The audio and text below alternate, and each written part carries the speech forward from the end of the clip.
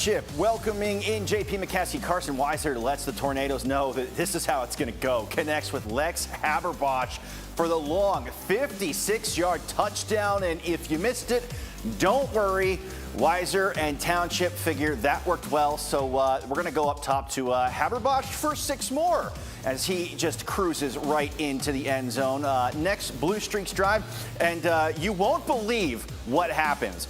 If you're guessing it's Weiser stepping up in the pocket and, well, he just thinks, hey, Haberbosch is probably down there somewhere. He's not wrong. Blue Streaks cruising this one 48-0 to remain undefeated. Well, we spoke about some team records tonight, and it is a team sport, but every now and then those team accolades add up for players. Bishop McDevitt Stone Saunders enters tonight's game against Altoona 1 touchdown pass shy of the state's all-time record. He tied Steel High grad Alex Irby's mark last week against Carlisle.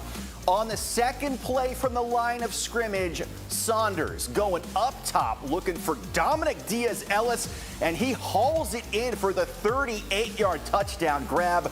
That is touchdown pass 177 for the Kentucky commit. He gets a hug from his parents while fireworks go off, took a picture with his teammates, was handed the game ball, and then the cheerleaders released 177 balloons. Eventually, Crusaders going back to work. Nazir Jones-Davis heads into the pile, somehow comes out of it and finds room on the left side. Crusaders up 14-0.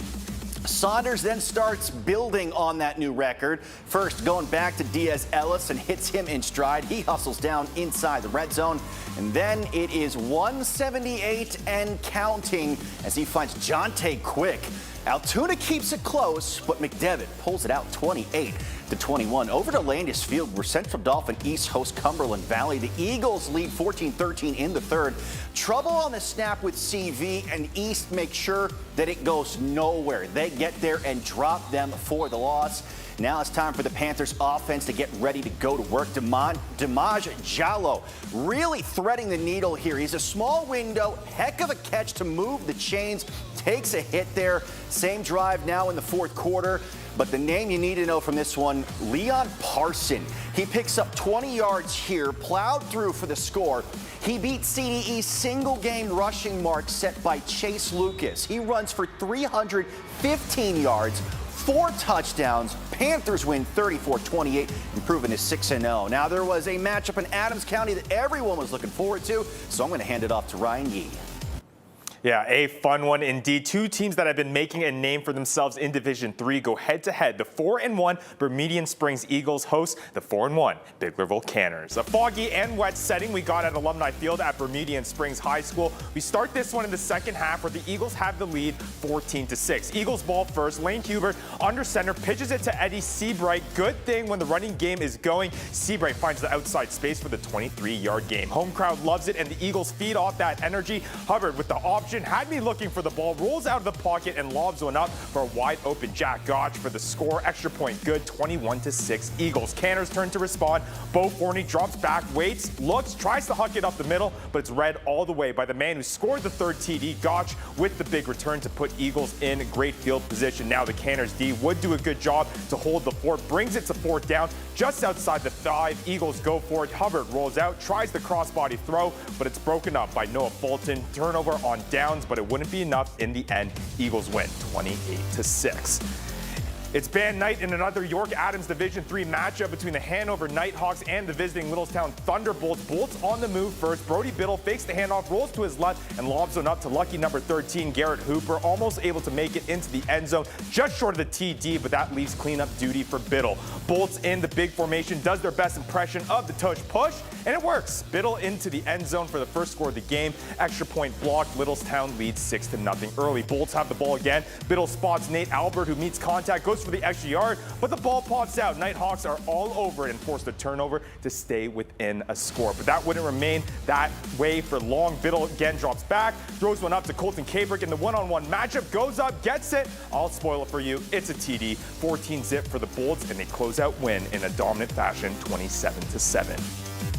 We now shift on over to a Section 3 length-led battle where the Warwick Warriors welcome in the Garden Spot Spartans. Warwick dominating to start. Thomas Myers hands it off to Malachi Rodriguez for the touchdown. Got to show some love to the home fans. Warriors on the move again. And guess who? Another big run by Rodriguez, who gets the crucial first down to keep the drive alive. It's business as usual for the student section. Let's get some others involved, though, in the run game. Quinn Kerr takes it. Keep those feet moving as Spartans defenders try to drag him down. He gets stopped just shy of the end zone, but it is, guess who, Rodriguez, who finishes it up with another Warriors TD. Warwick win in the end, 21-6. Ephrata is facing a very, very tough battle against Exeter Township at home at Don Thomas Stadium. Ephrata's Braden Brown responds to a Township score by breezing past the defense for a 16-yard touchdown, bringing the score to 7-6 after a failed two-point conversion. In the second quarter, Exeter's Carter Redding on the reverse gets through the defensive line for a 5-yard rushing touchdown, bringing the score to 14-6. The final score ended at 43-6, with Exeter staying undefeated this season. How about Central Dauphin on the road visiting the Little Lions in State College? First quarter, Central Dauphin strikes first. Gavin Kirkpatrick to Jamari Robinson-Bell for the deep touchdown. That would put the Rams up 7-0. Gets behind the coverage and makes them pay for it. Second quarter, State High comes rolling back. Lamar Wilson scores. It ties this game up. State High would lead 10-7 at the half. And then we move to the third quarter. They start to control this game from there. Eddie Corkery unloads to Cooper Brushwood for 6. The Rams fall on the road tonight 24-7. We know we're on a little later this year than usual. So if you miss any highlights, pre or post game interviews, final scores, or even team schedules, we've put everything in one place, fox43.com/HSFF. It's there for you anytime, day or night, with everything you need to get all caught up. So it is time to say good luck to our man here. Thank you, guys. He said, that's it. I've had enough of you guys. I'm out of here.